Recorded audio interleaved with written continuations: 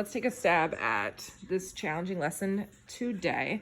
And a lot of our work will come from IPP tomorrow, making sure that we're super clear on what we're going after. So same standard as the past couple days. And as you know, today we're solving 2-digit subtraction problems on a number line by using a strategy that works for them. So literally any way they could solve in this number line. So they could jump back, they could, so by starting at the whole, they can start at the whole and jump back to the part we know. This is the same thing. Jump back, the part we know. Okay, jump back to the part we know, or start at the part we know. So realistically, every single time we're solving a subtraction problem, all right, this is gonna be fun. Our T-TED statement today is I can find a part or the difference, and I'm going to interchangeably use them by subtracting a part from a whole by using a number line. Great. So then the mastery components. All right, I'm going to talk you through the solving itself first, which I think that you've all tackled. This is my third lesson of this, just so you know, because it's been pretty hard. So the first thing I want a kid to ask themselves is, what are the known values? I don't have a rolly thing, so I'm going to make up my own number. I'm going to do 28 because many times they're going to have to regroup. So the first thing I ask myself is, what are my known values? My known values are whole, part. Then I ask myself, so first question is, what are knowns? Then this question is, what is unknown? And my unknown is a part. So this is question 1, this is question 2.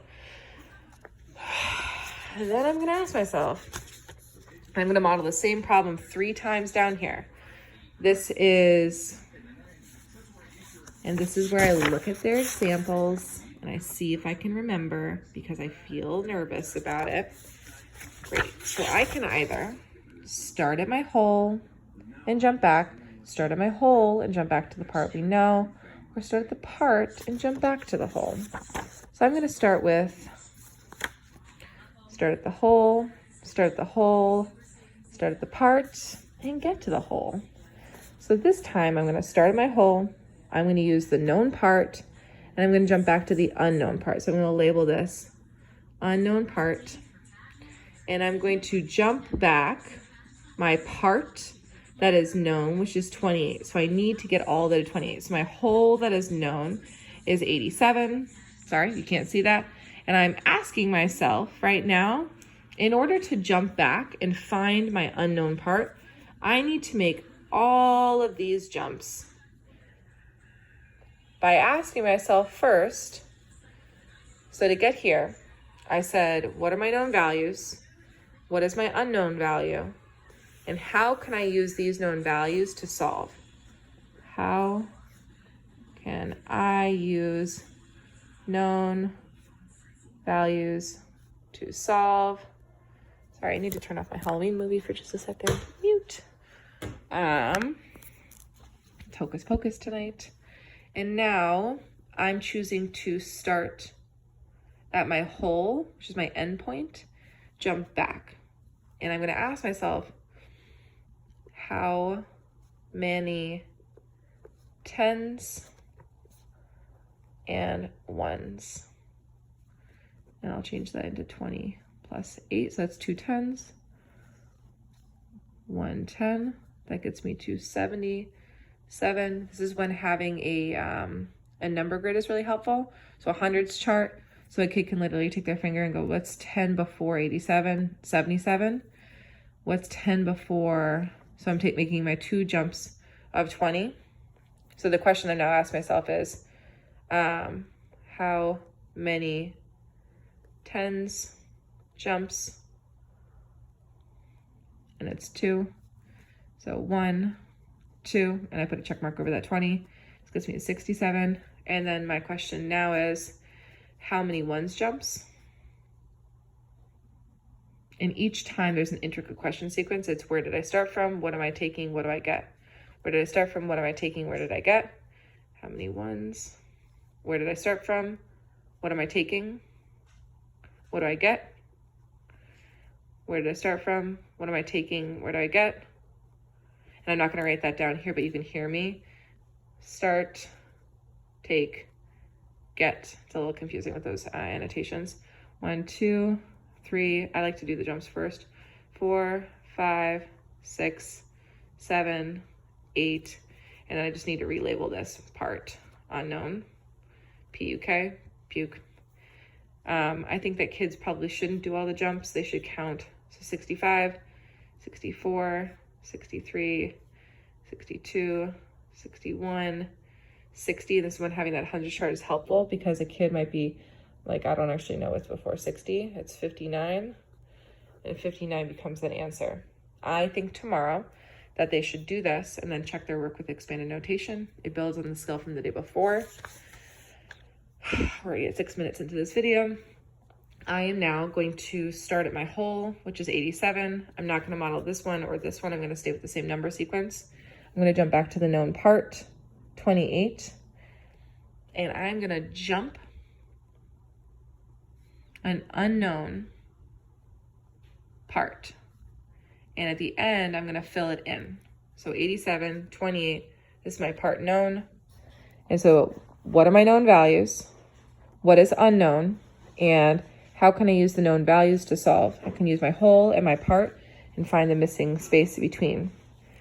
So different question sequence, but actually it's not. It's how many jumps of 10 can I start with? 87 minus 10, or say 87 minus 10 is, I guess I could jump on. Oh, yeah, that's kind of cool. Hold on just a second. Let's see what they say, because this is when I could potentially make a mistake. Great. Start the whole and jump back to the part we know. Start the whole and jump back to the part we know. How did you solve it? Start at 88. Jump back 10. Yeah, they jumped with 10s first. I just got nervous. Jump 10.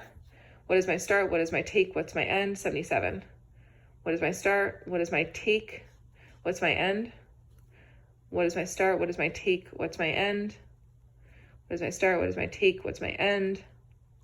What is my start? What is my take? What's my end? And can I make another jump back without going before this answer? I can't go before that. If I go 10 less, and every time I should be asking myself. So you got to hear start, take, end. You got to hear this questioning sequence again, knowns, unknowns, and how can I use them to solve. Start with my whole, move to my part, and the answer will be the unknown jumps, the total amount of jumps. The question I'm now asking myself is, can I subtract 10 more without going past my answer? The final question right now is no. So now I'm going to start with my ones jumps. How many ones jumps can I make to get to my part? Start, take, 36. Start, take, 35. Start, take, 34. Start, take, 33. Start, take, 32.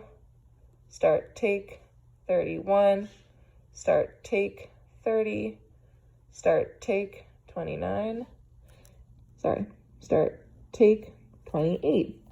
Now, up here, I got to the answer. Here, my answer, I have to count up all. I'm going to count my ones first. 1, 2, 3, 4, 5, 6, 7, 8, 9.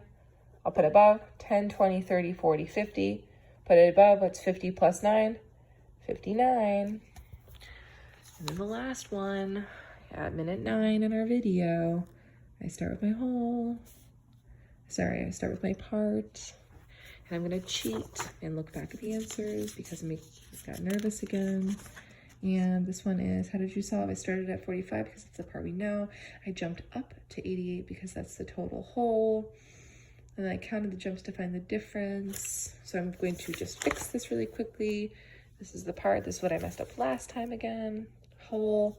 My part, remember, was 28. This was 87.